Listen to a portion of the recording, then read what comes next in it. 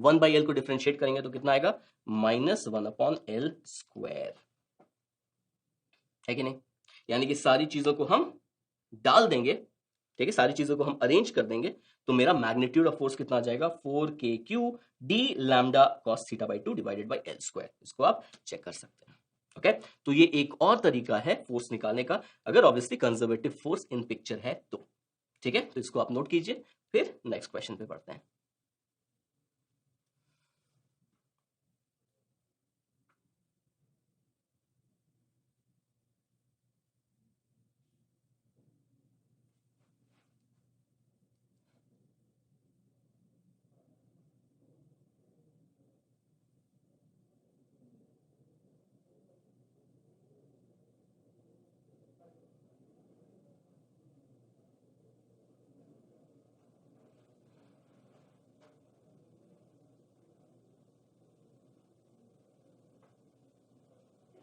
Alright, done.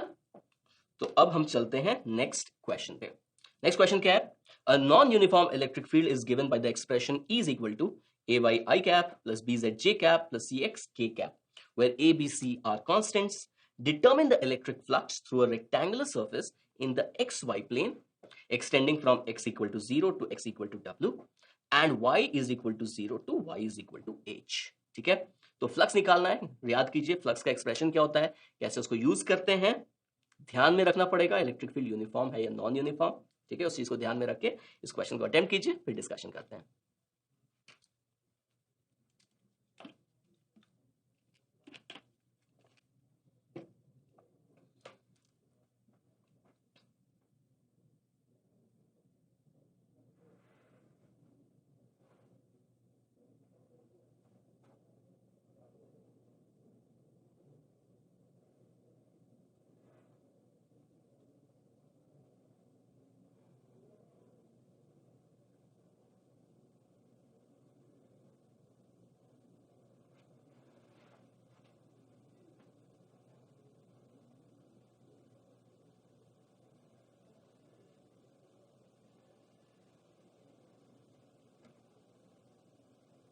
Alright, flux क्या होता है, अगर इलेक्ट्रिक फील्ड यूनिफॉर्म है और एरिया प्लेनर है तो सिंपली फ्लक्स हो जाता है E डॉट ए। याद आया, अगर यूनिफॉर्म इलेक्ट्रिक फील्ड है और एरिया प्लेनर है तो सिंपली फ्लक्स कितना आ जाता है, E डॉट ए। लेकिन अगर इलेक्ट्रिक फील्ड वेरिएबल है और हमारा जो एरिया है वो एरिया हमारा प्लेनर नहीं है, क्योंकि एक प्लेनर एरिया के लिए हम एक यूनिक एरिया वेक्टर डिफाइन कर सकते हैं, पर अगर कर्व सरफेस है, मल्टीपल सर्फेसेस हैं, तो उस केस में हम एक यूनिक एरिया वेक्टर डिफाइन नहीं कर सकते हैं। उस केस में क्या करना पड़ेगा, हमें पूरे एरिया को छोटे छोटे एरियाज में डिवाइड करना पड़ेगा और फिर हमें फ्लक्स निकालना पड़ेगा। तो उस केस में फ्लक्स कितना हो जाएगा, close integral of E dot D A. Flux कितना हो जाएगा, integral of E dot D A. तो यहां इलेक्ट्रिक फील्ड नॉन यूनिफॉर्म है तो ऑब्वियसली हमें इंटीग्रेट करना पड़ेगा, हमारे पास और कोई ऑप्शन नहीं है। ओके, चलिए तो इस एक्सप्रेशन को लेके फिर हम आगे बढ़ते हैं। अब अगर इलेक्ट्रिक फील्ड पे नजर डालें तो इलेक्ट्रिक फील्ड का x कंपोनेंट होगा, इलेक्ट्रिक फील्ड का y कंपोनेंट होगा और इलेक्ट्रिक फील्ड का z कंपोनेंट होगा। ठीक है, ओके, अब यहां पे हमें क्या दिख रहा है कि इलेक्ट्रिक फील्ड का जो y कंपोनेंट है वो इस सरफेस को, हमारा सरफेस किसमें है, XY प्लेन में है, तो इलेक्ट्रिक फील्ड का जो y कंपोनेंट है वो इस सरफेस को पियर्स करेगा क्या। फ्लक्स तभी होता है जब इलेक्ट्रिक फील्ड किसी सरफेस को पियर्स करे, तो ये तो इस सरफेस को ग्रेज करके चला जा रहा है, तो इस y component of electric field के कारण कोई फ्लक्स होगा क्या, नहीं होगा। इस x component of the electric field के कारण कोई फ्लक्स होगा क्या, नहीं होगा। यानी कि हम कह सकते हैं कि flux due to Ex and flux due to Ey is equal to 0। तो Ex और Ey का टेंशन लेने की मुझे जरूरत ही नहीं है कि नहीं। ठीक है, Ex और Ey के कारण कोई फ्लक्स नहीं होगा, सिर्फ फ्लक्स किसके कारण होगा, Z के कारण होगा। ठीक है, तो Ex और Ey को भूल जाते हैं, है कि नहीं। ओके, अब हम क्या कह सकते हैं कि जो इलेक्ट्रिक फील्ड है, हमारे काम की जो इलेक्ट्रिक फील्ड है, ठीक है, x और y हमारे काम की इलेक्ट्रिक फील्ड नहीं है, तो हमारे काम की जो इलेक्ट्रिक फील्ड है वो सिंपली कितनी है, वो है CX K कैप। ओके, अब ये किस पे डिपेंड कर रही है, x पे डिपेंड कर रही है, यानी अलग अलग वैल्यूज ऑफ x के लिए अलग अलग इलेक्ट्रिक फील्ड है। यानी कि हम डायरेक्टली E डॉट ए लगा सकते हैं क्या, नहीं लगा सकते हैं, क्योंकि हर पॉइंट पे इलेक्ट्रिक फील्ड अलग है। तो हमें क्या करना पड़ेगा, हमें इसको स्मार्टली देखना पड़ेगा और हम क्या करेंगे कि x डिस्टेंस पे एक पतला सा स्ट्रिप लेंगे dx थिकनेस का। ठीक है, क्या करेंगे, x डिस्टेंस पे हम एक पतला सा स्ट्रिप लेंगे dx थिकनेस का। ओके, तो यहां पे एरिया वेक्टर कितना हो जाएगा, ये एरिया वेक्टर कितना हो जाएगा, ठीक है, ये एरिया वेक्टर हो जाएगा, कितना होगा स्ट्रिप का एरिया, ये है लेंथ है h और विड्थ कितना है dx, यानी कि ये हो जाएगा h dx। और एरिया वेक्टर कैसा होगा, एरिया वेक्टर इसके परपेंडिकुलर होगा, यानी कि DA का जो डायरेक्शन होगा वो इसके परपेंडिकुलर होगा, यानी कि इसको मैं लिख सकता हूं क्या, h dx k कैप। अब इलेक्ट्रिक फील्ड और एरिया वेक्टर दोनों सेम ही डायरेक्शन में आ गए, दिख रहा है कि नहीं दिख रहा है, तो मैं क्या कहूंगा कि जो स्मॉल अमाउंट ऑफ फ्लक्स होगा through this surface, through this thin strip, वो कितना हो जाएगा, वो हो जाएगा E डॉट DA। और अगर E डॉट DA करेंगे तो हमारे पास क्या आ जाएगा, हमारे पास आ जाएगा CH x dx, है कि नहीं, K डॉट K कितना हो जाएगा 1। ऑलराइट, यानी कि अब नेट फ्लक्स हम कैसे निकालें, इसको इंटीग्रेट कर देते हैं, CHX dx को इंटीग्रेट कर देते हैं, x का वैल्यू कहां से कहां बच जाएगा, x का वैल्यू 0 से लेके W तक जाएगा, 0 से लेके W तक, यानी कि अगर इसको इंटीग्रेट करें तो हमारे पास कितना आ जाएगा, CHX dx का integral x square by 2, limit डालेंगे तो W स्क्वायर अपॉन 2, हमारा आंसर आ गया CH W square divided by 2। Clear है, तो इसको नोट कीजिए, फिर नेक्स्ट क्वेश्चन पे चलते हैं।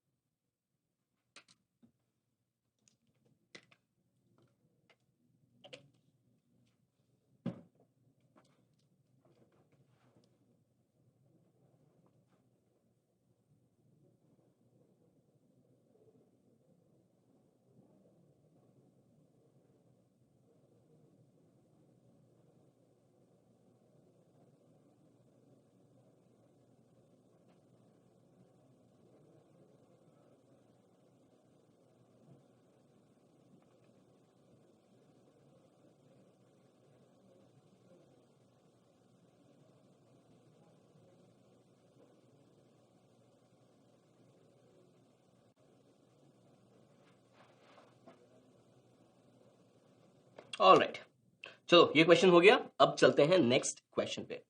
N infinitely long thin conducting wire is parallel to the z-axis and carries a uniform line charge density lambda. It pierces a thin non-conducting spherical shell of radius r in such a way that the arc PQ subtends an angle 120 degree at the center O। ठीक है, diagram में बहुत clearly समझ में आ रहा है। The permittivity of free space is epsilon naught. Which of the following statements is or are true? तो multiple option correct हो सकता है, पहले इस डायग्राम को आप नोट कर लीजिए, समझ लीजिए, क्वेश्चन पढ़ लीजिए, फिर ऑप्शंस चेक करेंगे।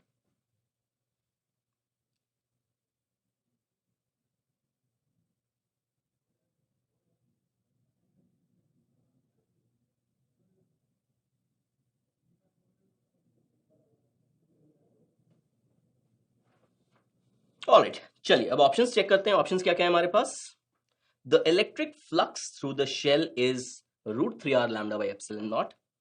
और अगर ऑप्शन सी देखें तो वो भी उसी तरह का है, electric flux through the shell is something, यानी कि पहली चीज है कि electric flux through the shell हमें निकाल लेना है। ठीक है, दूसरा क्या है, the z component of the electric field is 0 at all the positions on the surface of the shell। और ऑप्शन डी क्या है, the electric field is normal to the surface of the shell at all points। Alright, तो इस question को attempt कीजिए, फिर इसका discussion करते हैं। ध्यान में क्या रखना है, ऑब्वियसली गॉसेस लॉ।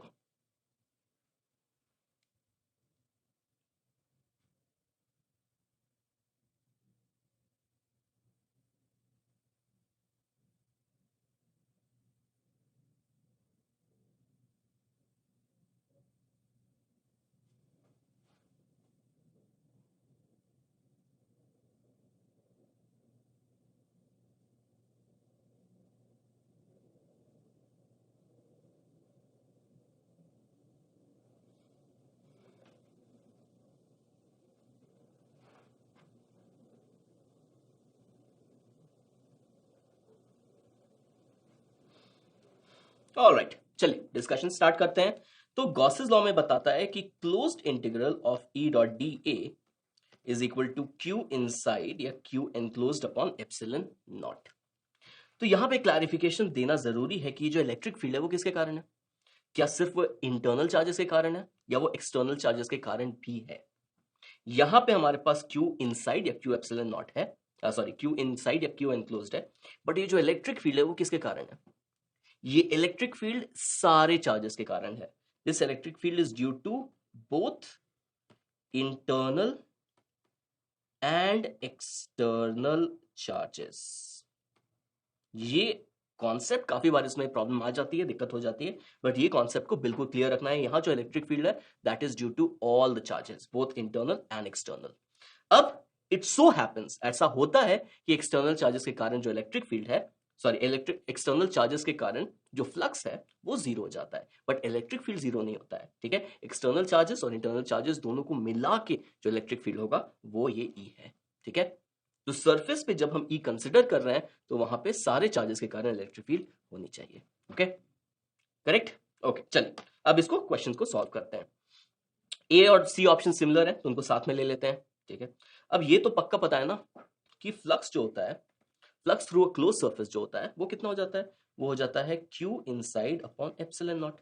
ये गॉसेस लॉ है। ठीक है, flux through a close surface is equal to Q inside upon epsilon naught. External charges के कारण फ्लक्स जीरो हो जाता है। ओके, तो क्यू इनसाइड कितना है हमारे पास, कैसे निकालें इसको।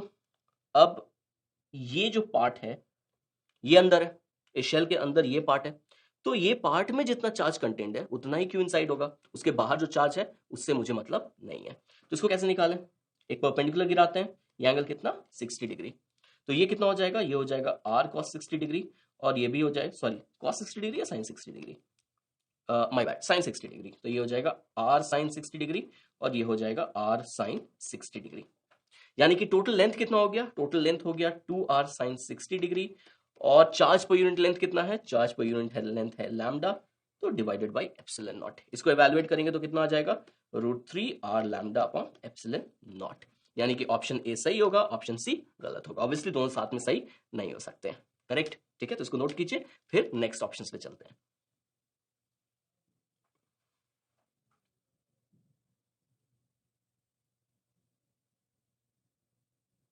आगे बढ़े, ऐसा कुछ खास नोट करने का है नहीं, तो समझ में आ ही गया होगा। Okay, the z component of the electric field is 0 at all points on the surface of the shell। तो यहां पे चार्ज डिस्ट्रीब्यूशन कैसा है, अब यहां जो इलेक्ट्रिक फील्ड की बात कर रहे हैं, क्या हम वो सिर्फ इंटरनल चार्जेस के कारण कर रहे हैं या एक्सटर्नल चार्जेस के कारण भी कर रहे हैं। तो यहां पे जो हम इलेक्ट्रिक फील्ड की बात कर रहे हैं वो ऑब्वियसली किसके कर रहे हैं, all the charges, all the charges, internal charges as well as external charges. तो ये है क्या, ये एक लीनियर चार्ज डिस्ट्रीब्यूशन है, infinitely long linear charge distribution. Infinitely long linear charge distribution के कारण जो इलेक्ट्रिक फील्ड होती है वो होती है perpendicular to this line and outwards, perpendicular to the line and outwards. ठीक है, इसका मतलब क्या है कि अगर सरफेस पे कोई भी पॉइंट ले लें, ठीक है, सरफेस पे मान लीजिए ये पॉइंट ले लिया हमने, तो z component of the electric field is 0 at all the point surface of the shell. ठीक है, तो कोई भी सरफेस ले लिया, यहां पे जो इलेक्ट्रिक फील्ड का डायरेक्शन है वो किधर है, वो डायरेक्शन है टुवर्ड्स x। ठीक है, दिया है क्या एक्सिस, हमें दिया है क्या, हाँ दिया है, चलो ये z एक्सिस दिया है। यानी कि इलेक्ट्रिक फील्ड हमेशा क्या है, perpendicular to the z axis. कहीं भी ऐसा होगा कि इलेक्ट्रिक फील्ड इंक्लाइंड है या उसका कुछ कंपोनेंट z एक्सिस में आ जाएगा, नहीं, यहाँ जो इलेक्ट्रिक फील्ड है that is all perpendicular to the z axis. यानी कि आप सरफेस पे कोई भी पॉइंट ले लो, इनफैक्ट आप स्पेस में कोई भी पॉइंट ले लो, इस लीनियर चार्ज डिस्ट्रीब्यूशन के कारण इलेक्ट्रिक फील्ड इस लाइन के अलोंग तो नहीं ही होगा। ठीक है, यानी कि ये बिल्कुल सही ऑप्शन आ जाएगा, है कि नहीं, करेक्ट। ओके, तो ये बिल्कुल सही ऑप्शन है। नेक्स्ट पार्ट पे चलते हैं। नेक्स्ट पार्ट क्या है, नेक्स्ट पार्ट है the electric field is normal to the surface of the shell at all points. तो अभी देखा हमने इलेक्ट्रिक फील्ड कैसी है, इलेक्ट्रिक फील्ड ऐसी है।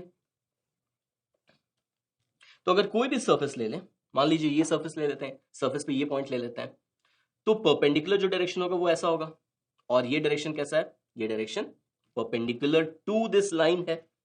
ठीक है, तो कहीं पे भी कहीं कहीं हमें ऐसा मिल सकता है, जैसे ये पॉइंट है, कहीं कहीं ऐसा मिल सकता है कि electric field is perpendicular to the surface, but most of the points में हमें electric field perpendicular to the surface नहीं मिलेगा, यानी कि ये गलत ऑप्शन होगा। करेक्ट, ओके, सिंपल सा क्वेश्चन था बट कॉन्सेप्चुअल था, तो हमारा ऑप्शन ए और बी करेक्ट ऑप्शन होगा। ऑलराइट, कोई कंफ्यूजन, कोई प्रॉब्लम, ठीक है, तो आई होप दिस हेल्प्स। इसको अच्छे से समझना है, गॉसेस लॉ और डाइपोल दोनों इंपॉर्टेंट टॉपिक्स हैं, बहुत क्वेश्चंस आते हैं, छोड़ना नहीं है। ऑलराइट, तो आज का सेशन यहाँ पे खत्म करते हैं, नेक्स्ट सेशन में फिर मिलेंगे। तब तक के लिए keep practising, keep getting better and have fun with learning. Thanks for watching.